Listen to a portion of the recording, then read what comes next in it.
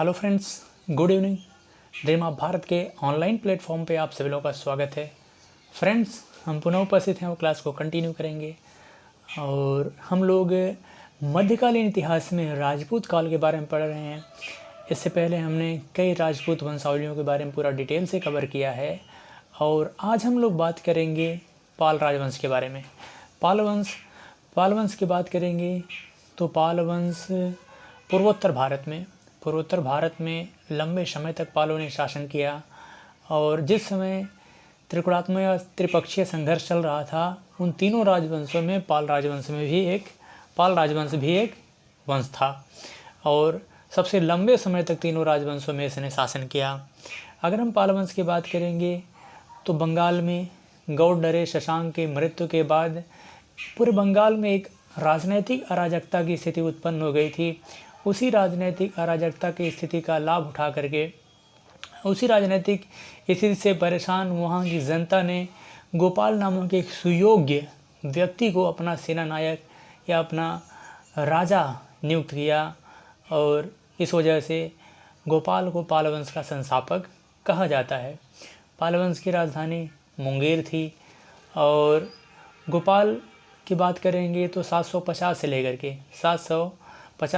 के 770 ईस्वी तक गोपाल ने शासन किया और गोपाल का उत्तराधिकारी उसका पुत्र धर्मपाल हुआ जो 770 से लेकर के 810 ईस्वी तक शासन किया और इसे पाल वंश का वास्तविक संस्थापक कहा जाता है। और ये एक विद्वान और पराक्रमी शासक था और स्वयं एक विद्वान था तथा विद्वानों का बहुत बड़ा संरक्षक था।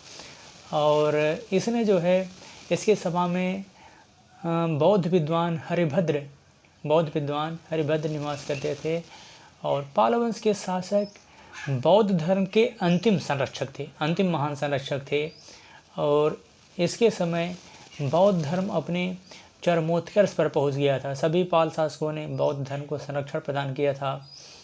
धर्मपाल की बात करेंगे तो धर्मपाल ही वह शासक है जिसके समय त्रिकोणात्मक या त्रिपक्षीय संघर्ष प्रारंभ हुआ और धर्मपाल को अपने समकालीन दो प्रमुख प्रबल शक्तियों से पराजित होना पड़ा और इसका समकालीन प्रतिहार शासक वत्सराज था। वत्सराज ने भी धर्मपाल को पराजित किया और इसने दक्षिण के राष्ट्रकूट शासक ध्रुव को आमंत्रित किया था और ध्रुव ने धर्मपाल को भी पराजित किया। धर्मपाल के समय ही अब देखेंगे तो कई बौद्ध विहारों की स्थापना की गई, जिसमें आप देखेंगे तो एक सोमपुरी विश्वविद्यालय पहाड़पुरी में है। इसके अलावा विक्रमशिला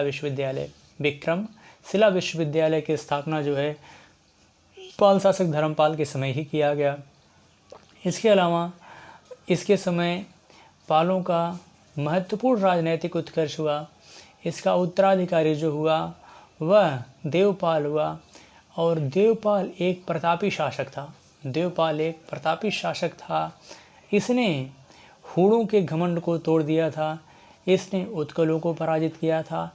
इसने द्रविड़ों को भी पराजित किया था, जिसका उल्लेख बादल अभिलेख से पता चलता है, जिसके बारे में जानकारी बादल अभिलेख से पता चलता है।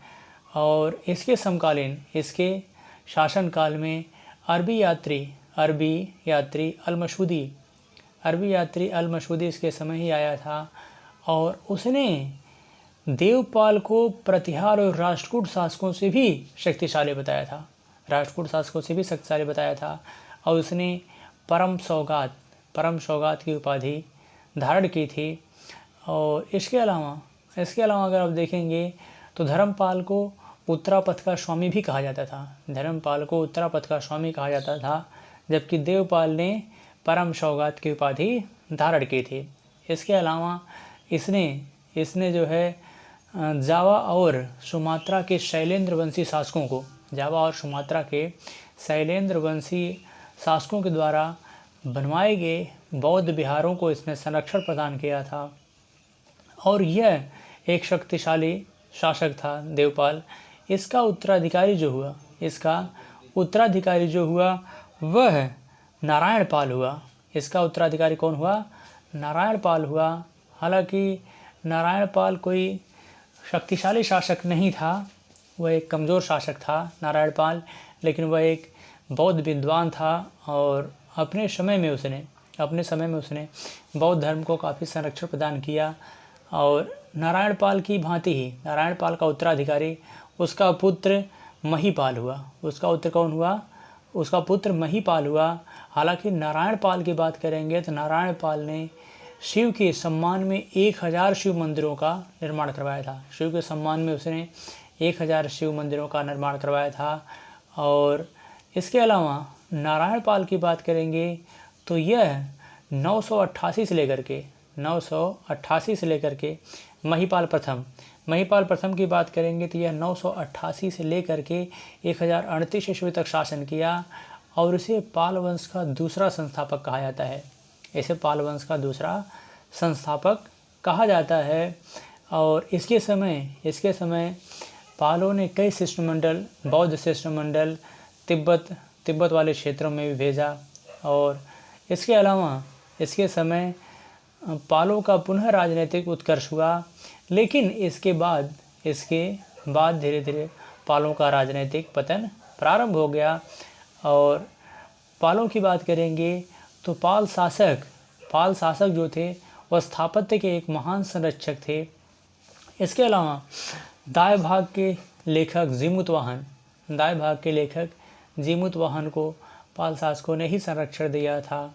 इसके अलावा अगर आप देखेंगे तो पाल शासकों ने लंबे समय तक प्रतिहार राष्ट्रकूटों की अपेक्षा पालों ने लंबे समय तक बंगाल में अपनी स्थिति को मजबूत बनाए रखा और एक मजबूत व्यवस्थित प्रशासन वहाँ की जनता को देने का प्रयत्न किया। और काफ़ी हद तक ये सफल भी रहे और इन्होंने बंगाल में अपनी स्थिति को मजबूत बनाए रखा। अंतिम शासक जो था वह रामपाल था। अंतिम शासक कौन था? रामपाल था, जिसने लगभग 11वीं शताब्दी तक शासन किया। रामपाल के बाद ही पाल वंश का पतन प्रारंभ हो जाता है। संध्याकर नंदी द्वारा रचित रामपाल चरितम में इसी पाल शासक का उल्लेख किया गया है और इसी के साथ पाल वंश का पतन प्रारंभ हो जाता है। तो मुझे लगता है इन सभी जितना हो सकता था जो एग्ज़ाम के व्यू की दृष्टि से इम्पोर्टेंट है, एग्ज़ाम ऑफ व्यू की दृष्टि से, उसको पूरा डिटेल से हमने कवर किया। तो इसी के साथ इजाज़त दीजिए। जय भारत, जय हिंद।